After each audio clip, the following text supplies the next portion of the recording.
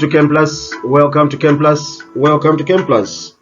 Today we have decided to look at rates of reaction. We want you to understand the collision theory. What happens when reactions take place? Now imagine if you had a pot and you were trying to cook some meat, right? If you put this meat in the pot here, this meat in the pot here, right, the water in the pot are only going to collide with the meat on the surface of this big piece of meat. How can we make this reaction faster? Think about it. How can we make this reaction faster?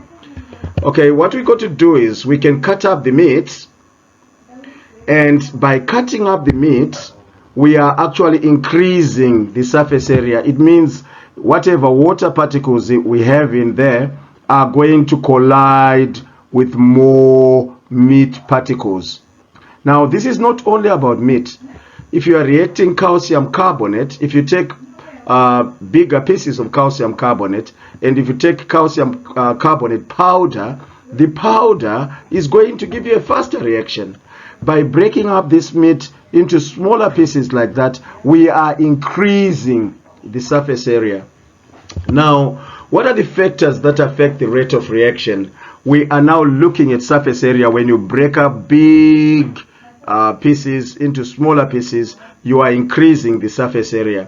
Another factor that we might want to look at is temperature. If I am cooking the meat, if I increase the temperature, that's why we increase the temperature when cooking.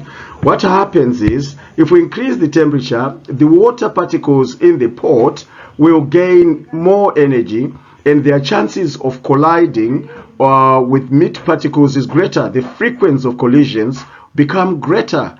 It is always about collisions, right? The next thing that we want to look at is concentration.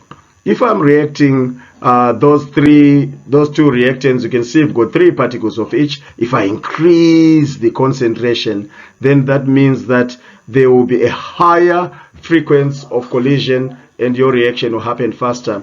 And the last one we want to look at today is pressure. If I am having a container like that and I'm having those particles in there, if I increase the pressure, that's going to result in the particles getting closer together. When you increase the pressure, you reduce the volume. Now, the rate of reaction depends on, 1, the frequency of collisions. The greater the surface area, the more the collisions. The higher the temperature, the greater the energy, and the more the collisions. 2, the energy of the particles, which is the temperature which we have spoken about. And also, there is a certain minimum amount of energy that is required for a reaction to take place. What is it? Activation energy. Thank you very much. Thank you for the excellent support at ChemPlus Tutors. My brother loves it, and now he has a deeper understanding of A-level chemistry. Thank you, Mr. Masenda.